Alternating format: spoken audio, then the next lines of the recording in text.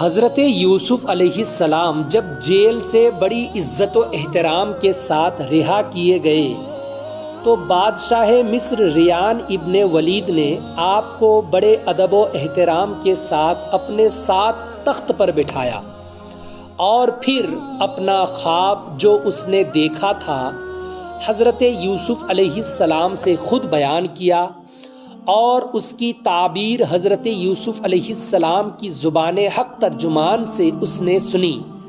حضرت یوسف علیہ السلام نے پہلے تو بادشاہ کا دیکھا ہوا خواب مفصل بیان فرمایا۔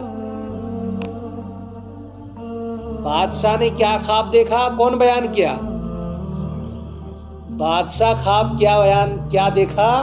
حضرت یوسف علیہ السلام اس خواب کو مفصل بیان کیے، یعنی پوری تفصیل کے ساتھ ایک ایک ذرہ سب کچھ بتائے۔ سب سے پہلے تو خواب مفصل حضرت نے بیان فرمایا اور پھر تفصیل سے اس کی تعبیر بیان فرمائی کہ یہ جو آپ نے خواب دیکھا اس کی تعبیر یوں ہے یوں ہے یوں ہے۔ بادشاہ یہ دیکھ کر کہ باوجود کہ آپ سے یہ خواب پہلے مجملاً بیان کیا گیا تھا مگر آپ نے تفصیل سے وہ سارا خواب سنا دیا، بڑا حیران ہوا۔ کون؟ بادشاہ بہت حیران ہوا اور کہا کہ خواب تو عجیب تھا ہی، خواب تو عجیب تھا ہی مگر اس سے بھی عجیب تر آپ کا بیان کر دینا ہے۔ خواب دیکھا ہوں میں نے آپ سے نہیں کہا، میرے کسی سپاہی کے ذریعے سے آپ نے تھوڑا سا سنا تھا، لیکن آپ تھوڑا سننے کے بعد اس کو تفصیل کے ساتھ آپ جو بیان کر رہے ہیں یہ مجھے اس سے زیادہ عجیب لگ رہا ہے۔ میرا خواب تو عجیب ہے ہی لیکن آپ جو بیان کر رہے ہیں یہ اور بھی زیادہ عجیب ہے، عجیب تر آپ کا بیان کر دینا ہے۔ پھر تعبیر سن کر بادشاہ نے حضرت یوسف علیہ السلام سے مشورہ طلب کیا تو آپ نے فرمایا کہ اب لازم ہے کہ غلہ جمع کیا جائے۔ کیوں؟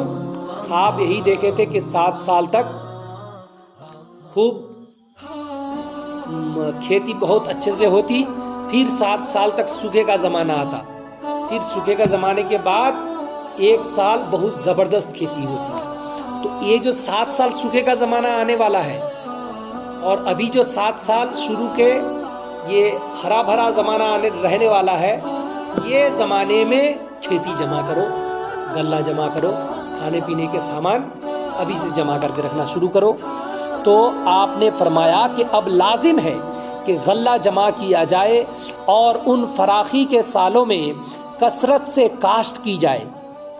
کھیتی، کاشت بولے تو کھیتی کثرت سے کی جائے، بہت کی جائے، اور غلہ مع بالوں کے محفوظ رکھا جائے۔ بالوں کے بولے تو یعنی دھان میں جو سیس رہتی ہے، پورے چارے کے ساتھ دھان کو، گیہوں کو پورے چارے کے ساتھ غلہ مع بالوں کے محفوظ رکھا جائے اور رعایا کی پیداوار میں سے خمس لیا جائے، یعنی پورے پیداوار کو 5 حصہ کیا جائے، اس میں سے 1 حصہ بادشاہ کے سامنے جمع کیا جائے، خمس لیا جائے۔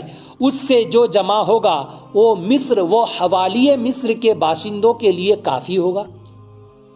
اتنا اگر جمع کریں گے 7 سال تک تو پھر آئندہ 7 سال تک مصر والوں کے لیے اور حوالی مصر یعنی مصر کے باہر جو آئٹ سائڈ میں جو علاقہ ہے، یہ تمام لوگوں کے لیے یہ کافی ہوگا۔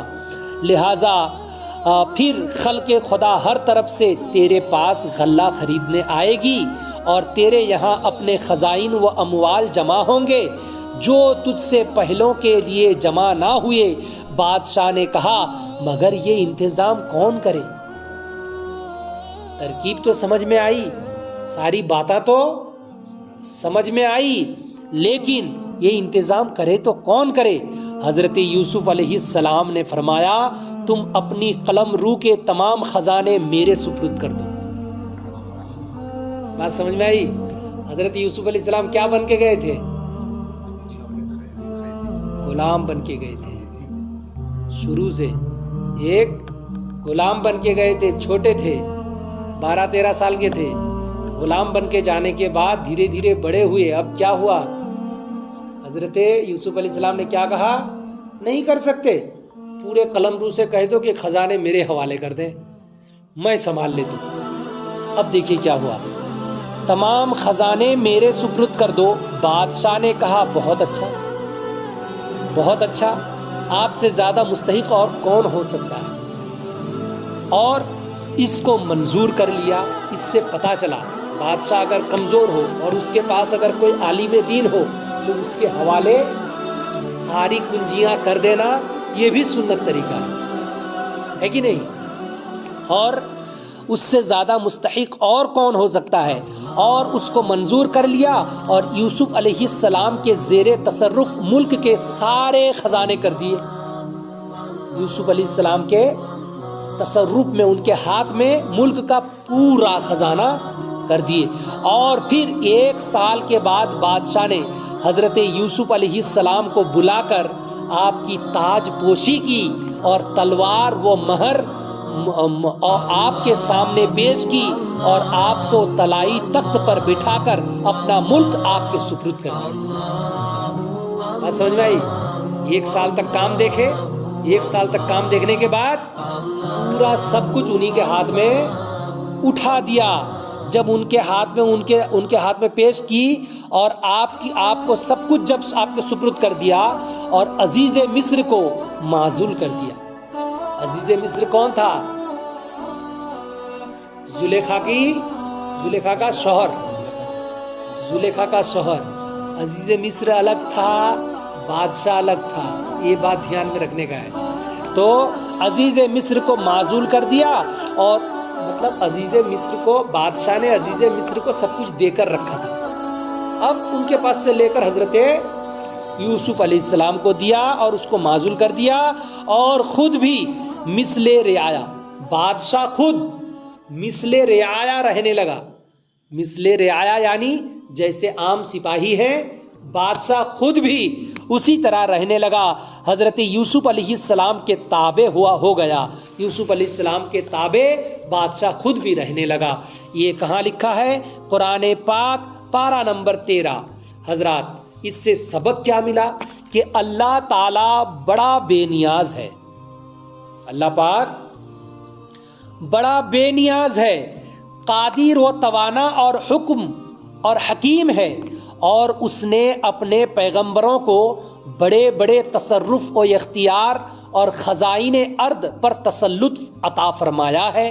اور یہ بھی معلوم ہوا کہ اقامت عدل اور حفاظت دین کی خاطر کسی ظالم بادشاہ سے عہدہ طلب کرنا اور قبول کر لینا یہ جائز ہے۔